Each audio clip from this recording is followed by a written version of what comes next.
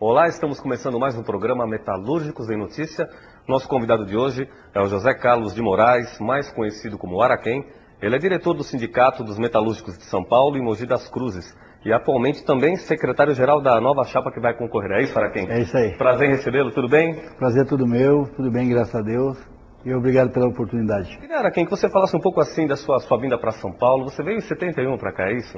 Eu vim em janeiro de 71. Janeiro de 71, correto. E conta pra gente como é que foi sua chegada em São Paulo, você veio com a sua família? Na verdade é assim, ó, nós viemos para São Paulo mais por um acaso, entendeu? E meu pai na época ele era militar. Ele era meu pai, minha mãe, eu era o segundo, tem minha irmã que é mais velha que mora em Camaçari e tem o mais novo que mora aqui em São Paulo. E meu pai teve derrame, ele foi promovido a cabo. E uns 3 meses depois da promoção dele, ele teve um derrame e ele ficou em recuperação mais ou menos uns 3 meses. E minha mãe, apesar dela ser analfabeta, a minha mãe sempre foi uma pessoa muito ativa, muito, sabe, correr atrás das coisas dela. Minha mãe conseguiu uma transferência aqui para São Paulo, para o Hospital Cruz Azul, que era o hospital da Polícia Militar na época, aqui na Jorge Miranda. E como eu tenho meu irmão segundo, dos mais velhos, ele morava em São Paulo. E nós acabamos vindo todo mundo para São Paulo, entendeu? Eu, minha irmã mais velha, minha mãe, meu pai e meu irmão caçula. E meu pai teve mais 6 derrames, aliás. 6 derrames. Meu pai teve 7 derrames. Um em Pernambuco e 6 aqui em São Paulo. Então meu pai teve 7 derrames e faleceu dia 31 de outubro de 73 aqui, na Jorge Miranda. E como a gente já estava aqui trabalhando, estudando, entendeu? Acabamos ficando aqui, minha mãe voltou para Pernambuco e nós continuamos aqui, constituímos família, estamos aí na luta. Ou seja, o motivo que determinou assim, a radicação de vocês em São Paulo foi o problema... Foi justamente a doença do meu pai. Meu pai que contribuiu bastante. E eu estou verificando aqui, Araquém, que você, em 1972... Você foi admitido na Casa Radiante. Foi a primeira empresa que você trabalhou aqui em São Paulo? Minha primeira empresa, não. Aliás, não foi a primeira. Você fez um curso anteriormente? Na verdade foi assim, ó. Quando eu vim para São Paulo, eu tinha, na época, 13 para 14 anos. Meu primeiro emprego foi com um tio meu, que era um dos maiores construtores no ramo de padaria, açougue.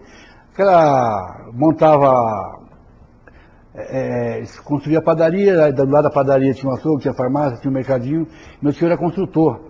Ele trabalhou a maior parte da vida dele na nitroquímica. E ele perdeu um braço na época, o braço direito, lá nele aqui assim. E naquela época tinha indenização. Então com a indenização ele começou a construir casa, construir padaria e foi um dos maiores construtores que teve na Zona Leste. E eu comecei com ele justamente de ajudante pedreiro. Eu não conseguia nem levantar um saco de 50 quilos na época. Eu trabalhei com ele aproximadamente uns 6 meses. Aí eu lembro muito bem, numa sexta-feira, eu fui pedir um aumento de salário para ele. Na época, 20 centavos. E ele não me deu. E no sábado tinha uma laje que a gente enchia em São Caetano, de 430 metros quadrados. E eu não fui. E na segunda-feira, quando eu fui trabalhar, ele falou, você está 3 dias suspenso. E até hoje, se ele fosse vir, ele estava esperando o meu retorno. Aí eu saí de lá, fui trabalhar em banca de jornal, fui trabalhar na feira. Primeiro eu fui para a feira, depois fui para a banca de jornal. E foi justamente quando eu fiquei conhecendo a mãe do seu Nelson, que era filho do seu José, que era o dono da Casa Radiante, que eles consertavam alto-falante, aqui na Brécia. Então ele ia lá, comprava o jornal todo dia, entendeu? A gente fez amizade. E um dia o filho dela foi lá e falou comigo, ô Jorge, você não quer trabalhar comigo? Eu estou precisando de uma pessoa para trabalhar comigo, assim, te registro e tal. Eu fui trabalhar com ele. Que bacana. Foi meu primeiro emprego registrado. Primeiro emprego registrado. Aí o segundo foi no ramo da construção civil.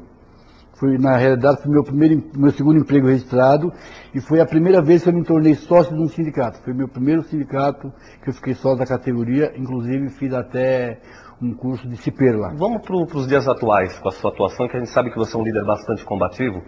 E eu queria saber com relação às bandeiras de luta, hoje que vocês estão aí bastante empenhados, com relação à jornada de trabalho, enfim, eu queria que você desse uma desmembrada para a gente aí com relação a essas bandeiras. As bandeiras de luta, na realidade, é a redução da jornada.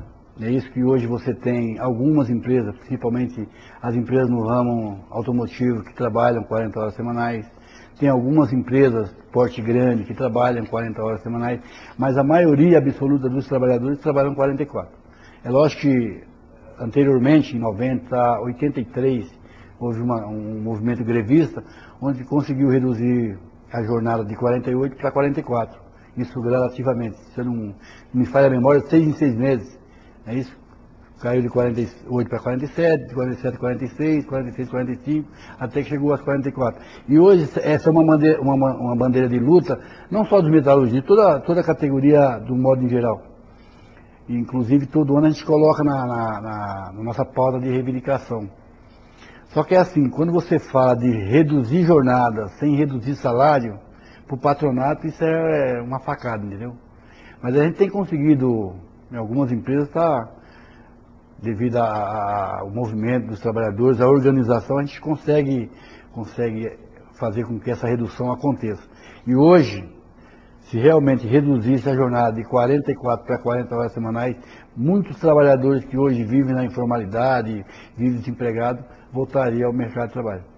Então essa é uma das bandeiras, a redução da jornada, o fim da terceirização, a precarização e várias outras bandeiras. Inclusive no Congresso recentemente foi regularizado, parece que a terceirização. Se não me falha a memória, tem um projeto no Congresso, né, isso que ele vai regulamentar as empresas que prestam serviço como temporária, né? Empresa que presta serviço como terceirizada, e todas elas vão ter que seguir a convenção coletiva da categoria. Porque o que acontece hoje é assim, ó, você monta uma empresa, não é isso? Geralmente você vai lá, é de um cara que é amigo do chefe, é de alguém ligado à empresa, pessoas grandes. Ele monta uma empresa, aí ali eles contratam para limpeza, para segurança, para o chão de fábrica. O que eles fazem? Geralmente eles pegam um sindicato o mais fraco possível, entendeu? Sindicato que não tem tradição de luta, que não está o dia a dia na porta da fábrica, e registra aquela empresa para aquele sindicato. E nesse projeto que tem no Congresso, todas as empresas vão ter que ter um ramo específico. Segurança, só vai trabalhar com segurança.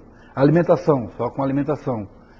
E vai ter que seguir a convenção coletiva da categoria. Então isso quer dizer o seguinte, que ela vai ter que cumprir o que um trabalhador direto daquela empresa, os direitos que um trabalhador direto tem, o indireto também vai ter. Isso se houver realmente essa mudança, é um salto de qualidade muito grande. Negociar aumento para o trabalhador com o empresário geralmente já é difícil, você sabe disso muito melhor que qualquer um de nós.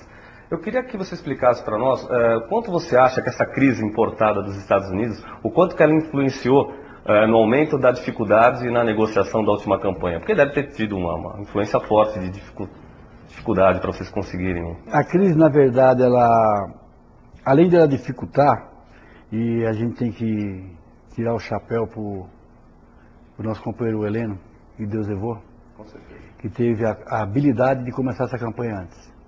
Porque se ele tivesse começado essa campanha dentro da normalidade que todo ano acontece, com certeza era a gente não fazer um acordo igual nós fizemos. Nós fizemos um excelente acordo. Uma coisa, com toda a dificuldade. Uma coisa é você negociar quando você tem bala na agulha, outra coisa é você negociar quando as balas estão acabando. É isso? E a crise está aí para todo mundo ver. Não é um fantasma, é uma coisa real. É isso? Porque eu sempre digo o seguinte, infelizmente, principalmente os países de terceiro mundo, os americanos, nós somos o fundo de quintal dos americanos. Então tudo que acontece lá, os grandes países sentem, é isso? Quando você tem uma crise nos Estados Unidos, todo e qualquer grande país sente. Imagine os países emergentes.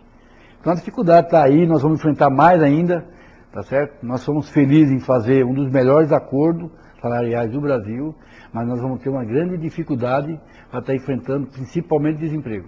Vou te dar um dado concreto.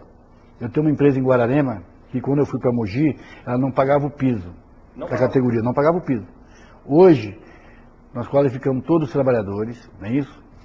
Ela por dia tinha um faturamento de 1.300.000 por dia. Sabe quanto que ela está faturando hoje por dia? 80 mil, 100 mil.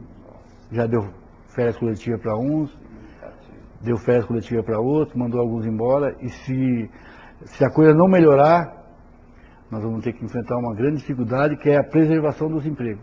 Porque eu sempre digo o seguinte, pensamento meu e acredito que é da maioria do povo brasileiro, o maior patrimônio de um trabalhador é o emprego. Se você tem emprego, você consegue com o pouco ou muito que você ganha, você sobreviver de uma maneira decente.